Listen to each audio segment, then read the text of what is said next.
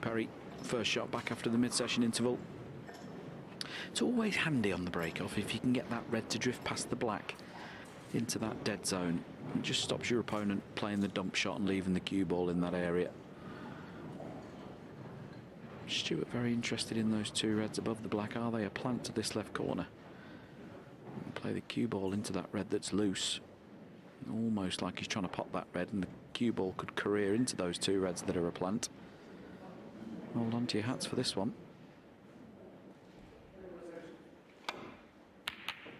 Oh, what a shot that is.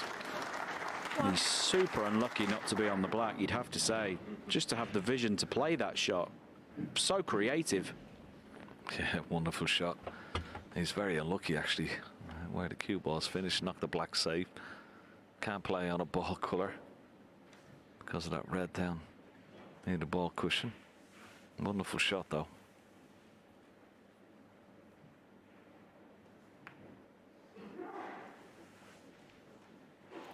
Stuart Bingham 1.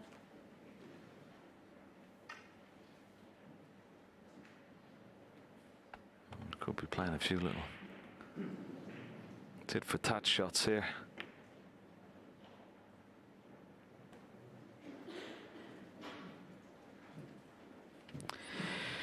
Yeah, players don't really like this type of situation, do they, Ken? Having said that, Stuart's looking at the potting angle on this red near the black. Might be interested in it. It's risky. The pace he's going to be playing at, he'd be leaving the red in the pocket if should he miss it. But I was going to say was when the reds end up in the balk end, like they have done here, it limits your safety opportunities. So all eggs in one basket here. Tough pot.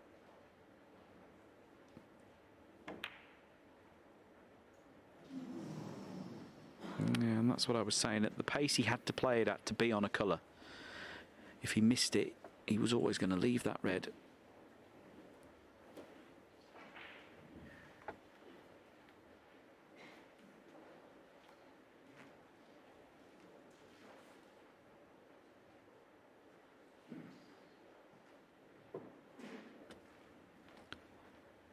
Always difficult to get on a colour when the red's so close to a corner pocket like this. You have to arc the cue ball over the black spot, you'd feel. And out for blue or ball colour. I just ran into that red. Caught the red potentially a little bit thicker than he intended to, and that's why the cue ball has arced into that red on the side cushion. And again, that red in the balk end comes into play here, so much so you might see Joe just roll to the black here. Cushion first, put the black into play.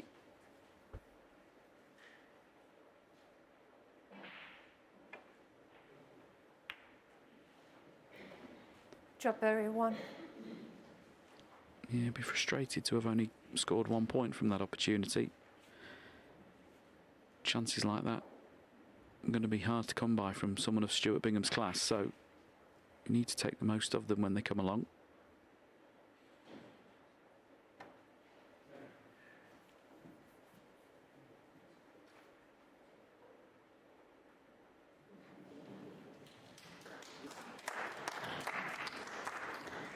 Literally just taking the paint off that red. Hardly moved at all, did it?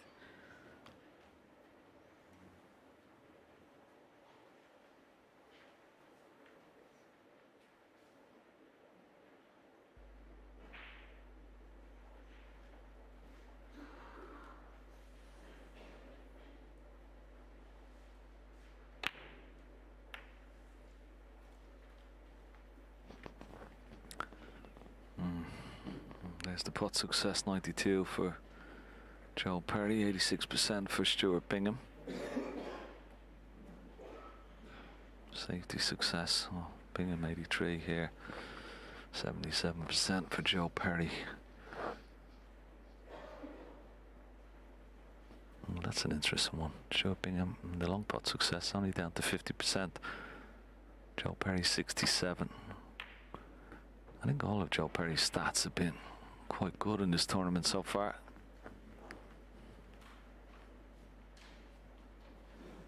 Both very experienced players, both been around the block, know how to mix their games up if they have to.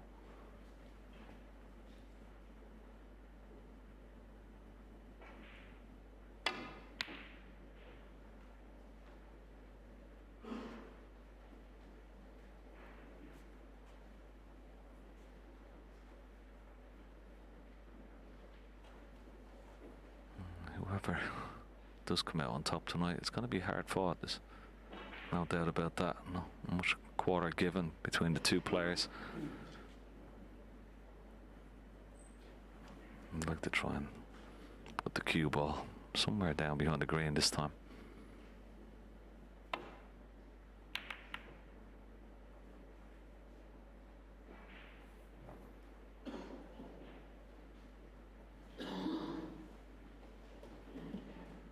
You see there's a lot of traffic down this right hand side, and just makes it more difficult. If the cue ball had been on the other side near the yellow, it would have been a lot easier. But we sort of maybe asking a question here. Joe Perry, is he going to take this red on?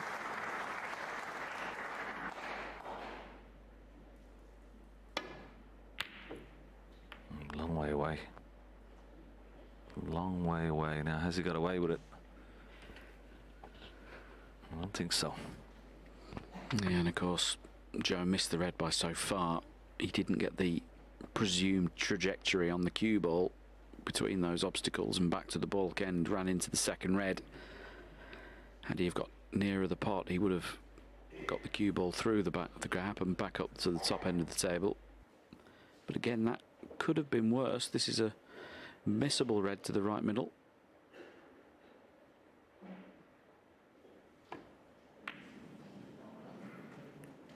One. Nicely played. Could have been guilty for hoping for something a bit more straightforward than that coming to the table, but happy to come to the table nonetheless.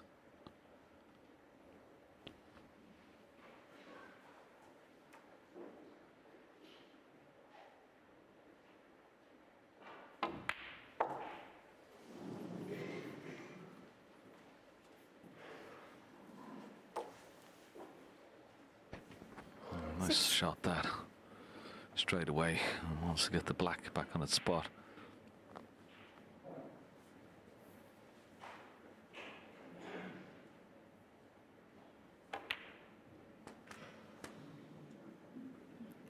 Seven. A little wipe of its feet there as it went into the pocket, that red. He was concentrating on a nice angle on this black.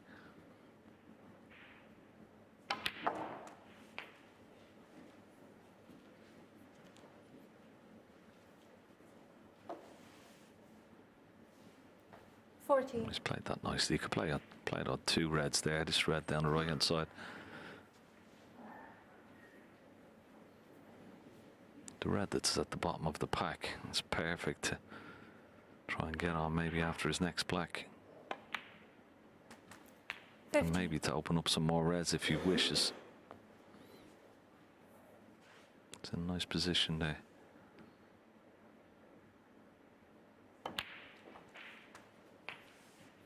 That's the red he's played for. He's purposely played on that one or the one into the left centre. 22. But I like this red at the bottom of the pack. Once again, he could play this in such a way that he could be splitting a few more reds and bringing them into play. He's pretty good on both reds. And he's going to take the one into the middle.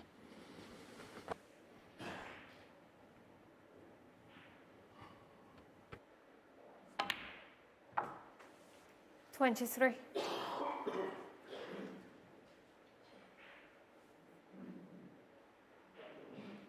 Yeah, a little bit too low on this black now. He's got a bit too much angle. Makes getting in the little slot to get on that red nearest the black that little bit more difficult. Can still do it. Yeah, you see, he just had too much angle and thought it was a bit too fiddly, so decided to play the split. But that was a change to plan. That wasn't what he intended. And once again, pretty similar to a couple of frames ago when he had the pink, didn't split the reds.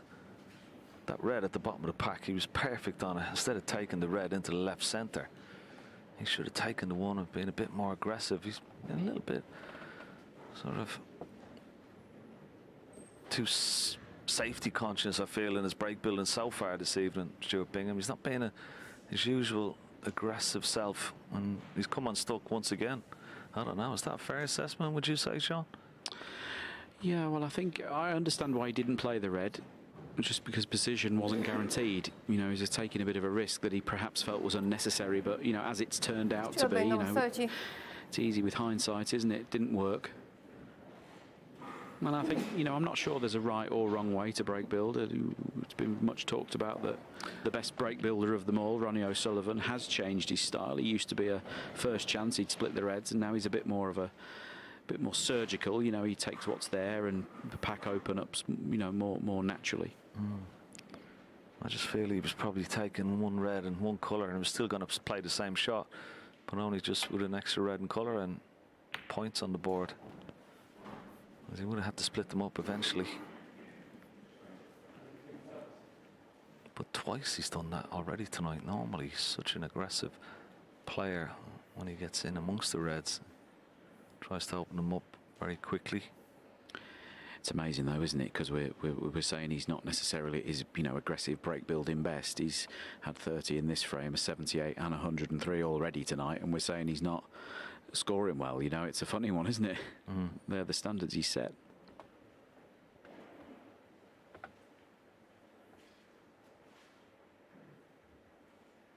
It's very fine margins at this level of sport.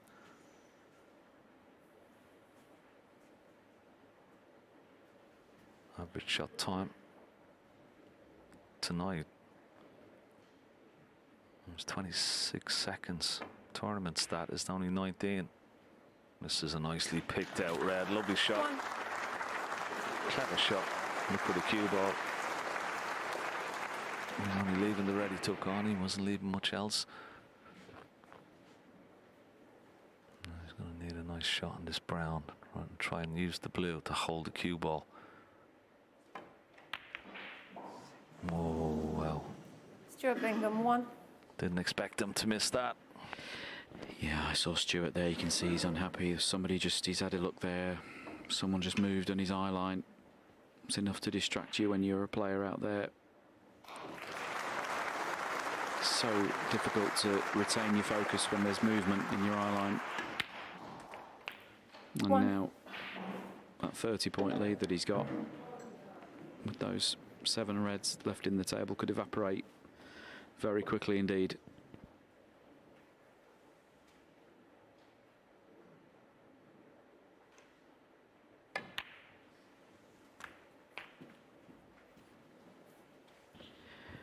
Yeah, that cannon's gone wrong. Joe actually played through the gap 8. of those reds, and in his mind would have been playing the cannon to the pink. You know, that was the line he was trying to get. This red's now a bit more difficult.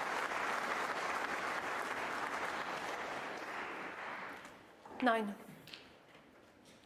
He may play the blue here, having knocked the red towards that end of the table.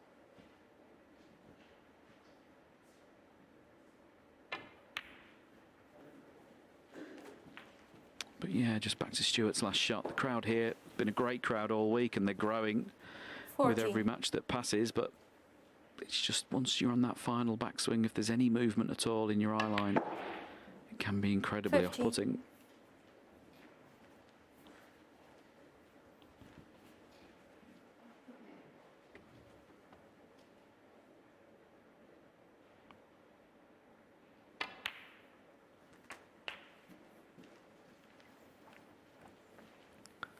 Played on 2 reds.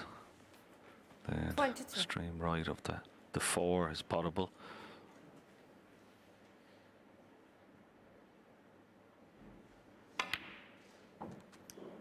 $23.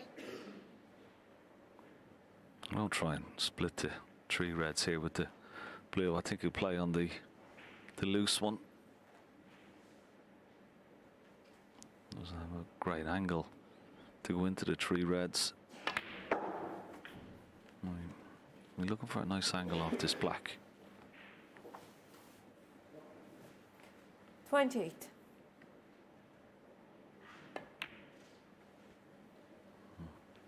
$29. Well, it's not great. Bounced off that top cushion a bit harder than he would have liked.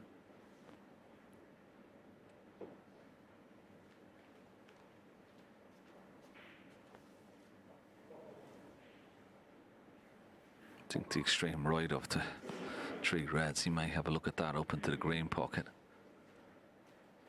So maybe just stun up the line towards the pink spot. We'll leave it a little bit short of these reds here. Now one good pot for Joe here into the green pocket with this red. 36. We still got to displace those two close reds together as well into potable positions.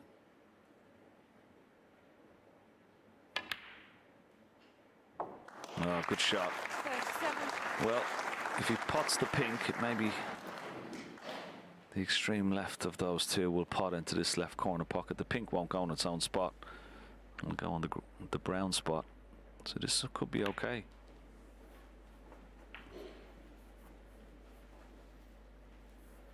Points in the lead. 43. If he takes the blue, he's going to need at least the yellow after two reds and colours.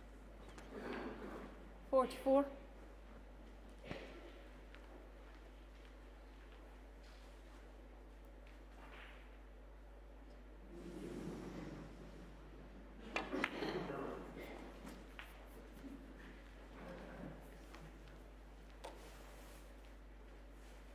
49.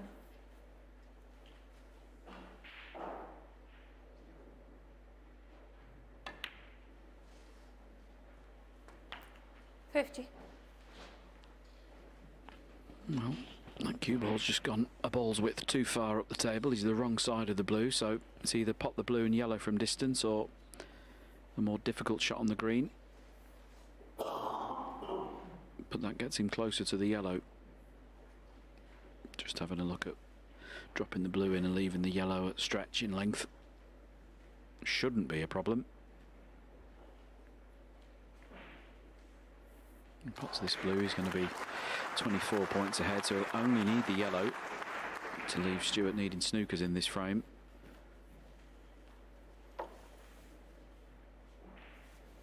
This is the 55. same yellow that Cliff Thorburn potted on his 147 all those years ago. Yeah, nicely played. 57. 26 ahead, 25 remaining.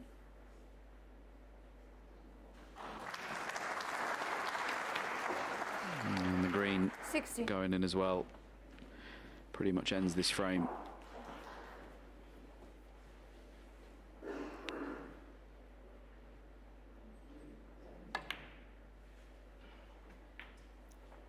$64.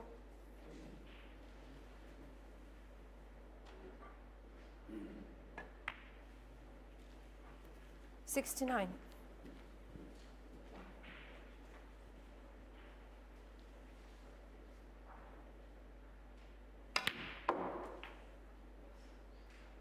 75.